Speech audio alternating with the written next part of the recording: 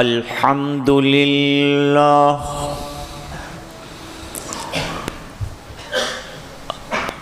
अल्हम्दुलिल्लाहि वकफ़ा वसलामुन अला इबादिहिल्लज़ीना इस्तफ़ा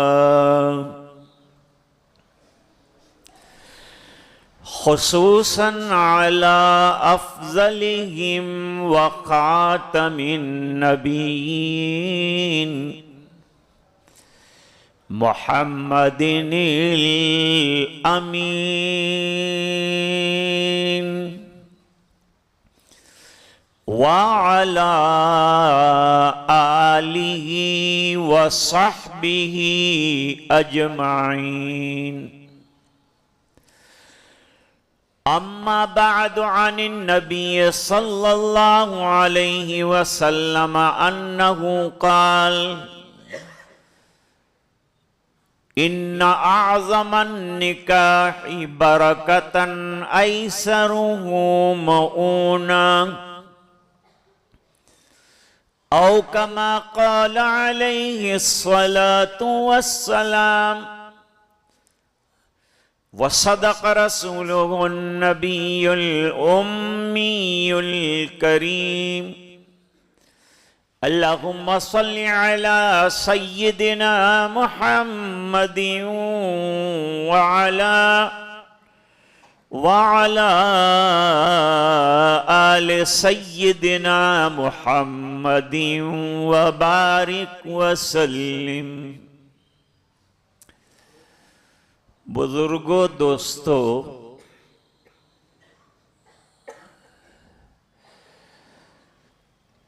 आज हाजिरी हुई इस मस्जिद में पहली मर्तबा जुमा का दोगाना अदा करने की सआदत नसीब हुई। एक निकाह था जिसके लिए इसरार था कि हाजिरी हो,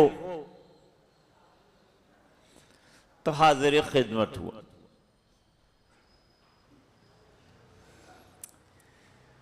इंशाअल्लाह आपका ज्यादा वक्त नहीं लिया जाएगा। ये इंजेक्शन आपको इसलिए दिया ताकि आपको इत्मीनान रहे।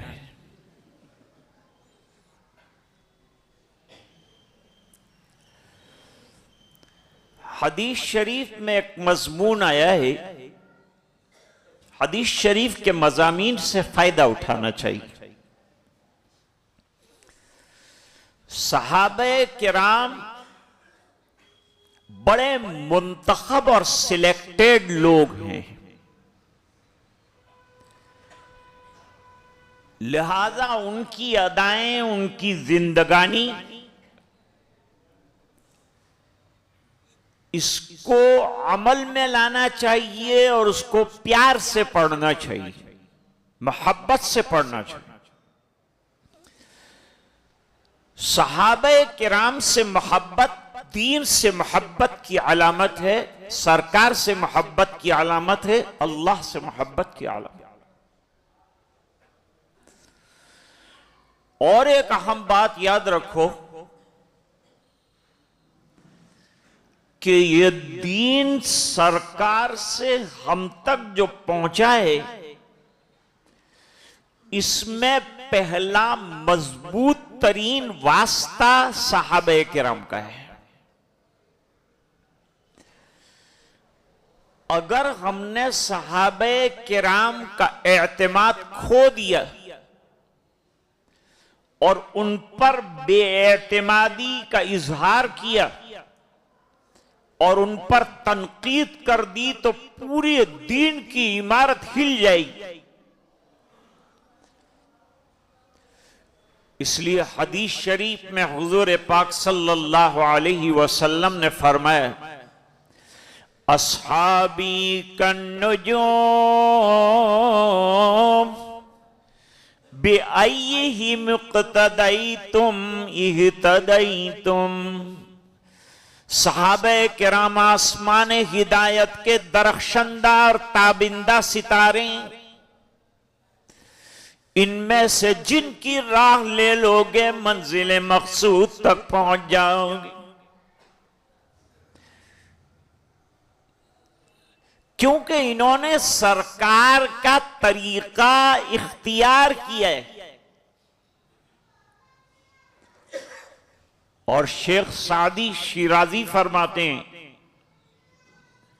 खिलाफ पैगंबर कसेर गुजीद कि हरगिज बमंजिल न खाहद रसीद। आका का रास्ता छोड़कर कोई और रास्ता अगर इख्तियार किया, कोई और राह इख्तियार की, तो मंजिल नहीं पा सको। इसलिए अल्लामा इकबाल फरमाते हैं, मुस्तफा खेशरा बेरसा के दी हमाऊस गर्ब ऊन रसीदी तमाम बूलहबीस। अपने आप को सरकार तक पहुंचाओ और सहाबा के वास्ते से हम सरकार तक।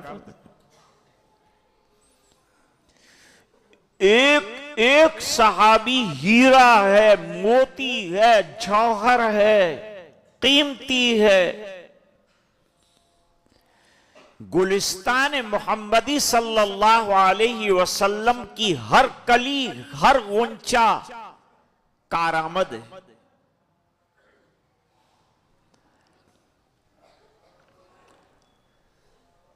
पहले दस्तूर था, लोग जंगों के लिए और अल्लाह के रास्ते के जिहाद के लिए और दीन की मेहनत के लिए हमा वक्त तैयार रहते थे। जैसे ही ऐलान हुआ निकल आए। हुजूर की कोई फौज थोड़ी थी, यही सहाबे किराम फौजी, यही शहदाई। ऐलान हुआ, सब निकल आए। अब चले अल्लाह के रास्ते में। फौज बन गई, एक दस्ता बन गया।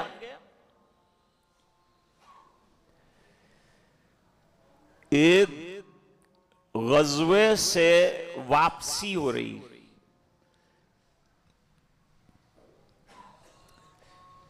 कायदा यह था कि गज़वे से जब वापसी हो तो वापसी में अगर किसी सहाबी को जल्दी है तो वो सरकार से इजाजत लेता था।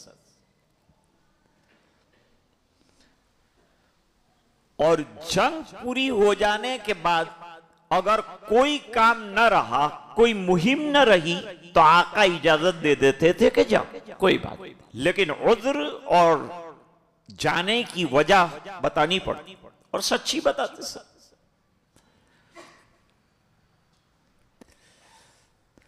हजरत जाबिर रदी अल्लाह ताला अन्हु जलीलुल कद्र सहाबी और मदाइन में मदफून है। अभी 1300 साल के बाद उनकी नाश निकाली गई थी, तो जैसी दफन की थी ऐसी थी। और मैं कहा करता हूं कि सहाबे किराम जिंदा भी दावत और उनका जिस्म मुर्दा भी दावत। मुर्दा कैसे दावत? जब उनकी नाश को खोला गया तो दुनिया भर के लोगों को बुलाया गया और वो नाश निकाली गई। कितने लोग ऐसे थे कि जिन्होंने दीन वो नाश की सलामती को देखकर पढ़ ली।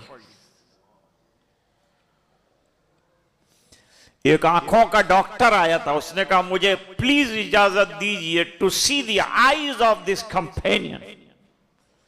मैं ये सहाबी की आंख देखना चाहता हूं। अब मरे हुए शख्स की आंखों में तो कोई रौनक होती नहीं, बल्कि डॉक्टर जो है किसी को मुर्दा जाहिर करते हैं तो आंख खोलते हैं, टॉर्च मारते हैं और कोई रिफ्लेक्शन नहीं आता, वो समझ जाते हैं कि मर गया। ये उसकी पहचान है मरने वाली।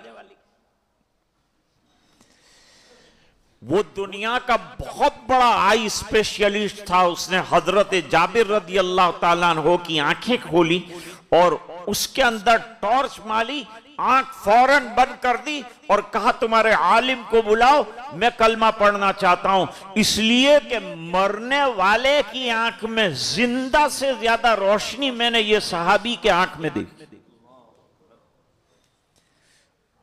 और कलमा पढ़ लिया। तो सहाबी जिंदा हो तो दावत और दुनिया से चले जाए तो भी दावत और उनकी नाश सामने आए तो भी दावत। हजरत जाबिर के वालिद साहब को उन्होंने कई सालों के बाद जो है ओहद के मैदान से निकाला तो वो भी बिल्कुल सलामत थी नाश सहाबी की, और कान पर जरा सी मिट्टी का असर था, बाकी पूरा जिस्म सलामत। इससे कयास किया जा सकता है कि दूसरे सहाबे किराम की नाशों को भी अल्लाह ताला ने महफूज किया।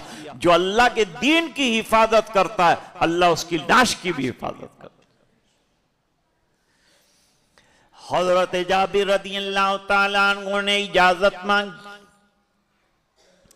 नबी करीम सल्लल्लाहु अलैहि वसल्लम से दरियाफ्त किया कि अल्लाह के रसूल मैं जाना चाहता हूं, जरा जल्दी है मुझे, अगर कोई काम मुझसे मुताल्लिक न हो तो मुझे इजाजत मरहमत फरमाई जाए।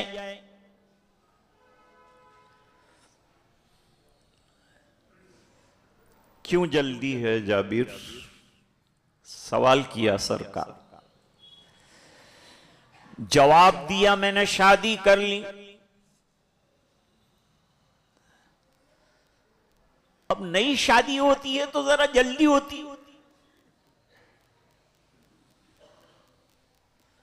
जल्दी दुल्हन के पास पहुंच जाएं, मुलाकात करें, बातचीत करें, गुफ्तगू करें, जरा खैर खबर लें, एक ख्याल होता है। अच्छा शादी कर ली? हम होते तो नाराज हो जाते, न वलीमे में बुलाया, न खाने में बुलाया, न निकाह की कंकोत्री दिया, चुपचाप कर लिए।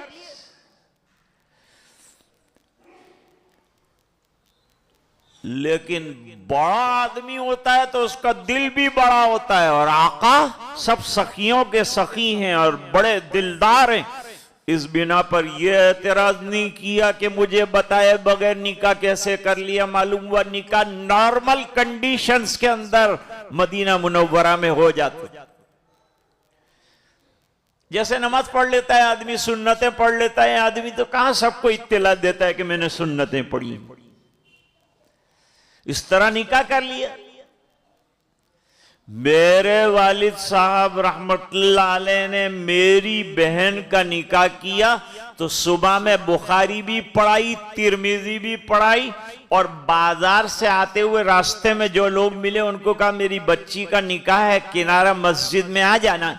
तो जो लोग आ गए सो आ गए,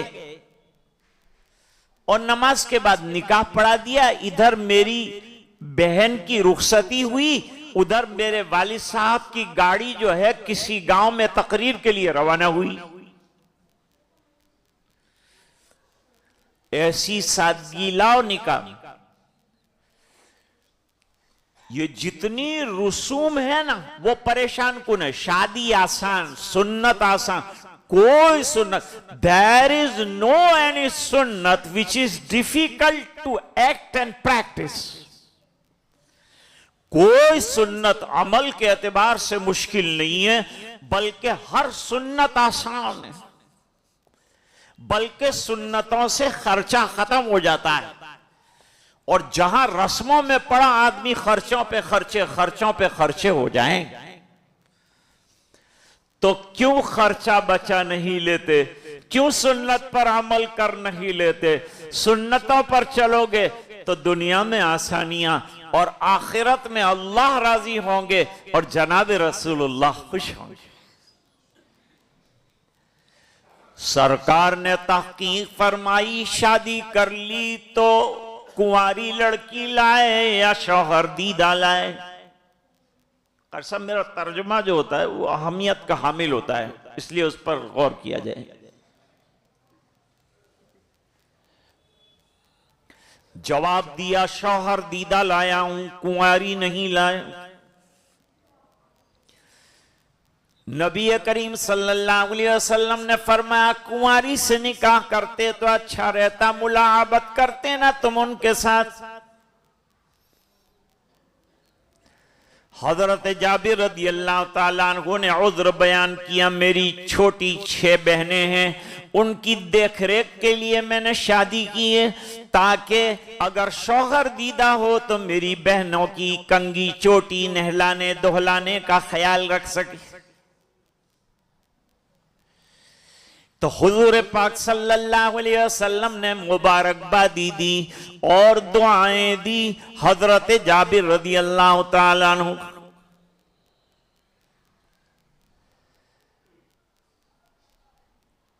कितना सिंपल तरीका है। इससे अगर किसी हमारे अहबाब ने, दोस्तों में से किसी ने शादी कर ली और अगर हमें इत्तिला न दी और हमें पता चला कि उसकी शादी हुई है, तो हमें उससे दुआएं देनी चाहिए, शिकवा नहीं करना चाहिए। क्योंकि शादी कोई एक्स्ट्रा ऑर्डिनरी काम नहीं है। इस्तिलाह शरा में कि उसके लिए इंतहाई दर्जे का एहतमाम किया जाए। इतना एहतमाम करो जितना नमाज का करते हो, जितना रोजे का करते हो, जितने और अमाल को अंजाम देने में आप जो है फॉर्मेलिटीज नहीं करते, इसी तरीके से इस सुन्नत की अदायगी में फॉर्मेलिटी के बजाय रियलिटी को ले आओ। मैंने सुना गोधरा में पहले बड़ी सादी शादियां होती थी, लेकिन जब से पैसे आए उसके कुछ रंग नजर आए, कुछ मेला ठेला। और शादी में मर्दों का तो वैसे भी कुछ काम नहीं होता। मर्द का काम क्या है? मर्द का काम यह है निकाह के अंदर शामिल हो जाए, दुआएं कर ले, खाना अगर हो तो खाकर आराम फरमाए, इतना काम है इसका। बाकी जितना निजाम है वो सब औरतों का है, एडमिनिस्ट्रेशन। और औरत के पास एडमिनिस्ट्रेशन गया कि मामला चौपट होके रह जाए। देखो हमारे इज्तिमात होते हैं तो उसके अंदर मर्दों के पास एडमिनिस्ट्रेशन होता है, कितना बेहतरीन एडमिनिस्ट्रेशन करते हैं। 3 दिन तक पुलिस को मुफ्त में खाना खिलाते हैं, कुछ काम नहीं है पुलिस का। वैसे भी यहां की पुलिस कोई काम की नहीं, फिर वहां आती है मुफ्त का खा के चली जाती है। बहुहारू की दो, बहुहारू की दो, कुछ मिलता ही नहीं हमारे पास। हम तो इत्तेहाद मोहब्बत के लिए वहां जमा होते हैं तो झगड़ा तो होता ही नहीं। वहां इशारा कुर्बानी बताई जाती है। अरे भाई वो वजू कर रहा है तुम उसको आगे बढ़ा दो, जा भाई तू पहले वजू कर ले, पानी तू पहले पी ले, खाना तू पहले खा ले। Simple, simplicity. इस्लाम बहुत सादा दीन है। बहुत शो ऑफ करने का इस्लाम के अंदर मिजाज नहीं, दिखावा नहीं है हमारे यहां। ज़ेबाइश है, आराइश है, पेराइश है, लेकिन नुमाइश हमारे यहां नहीं। नुमाइश कहते हैं रियाकारी को, और रियाकारी किसी भी अमल के अंदर पसंदीदा नहीं, चाहे वो आदात हो चाहे वो इबादत हो।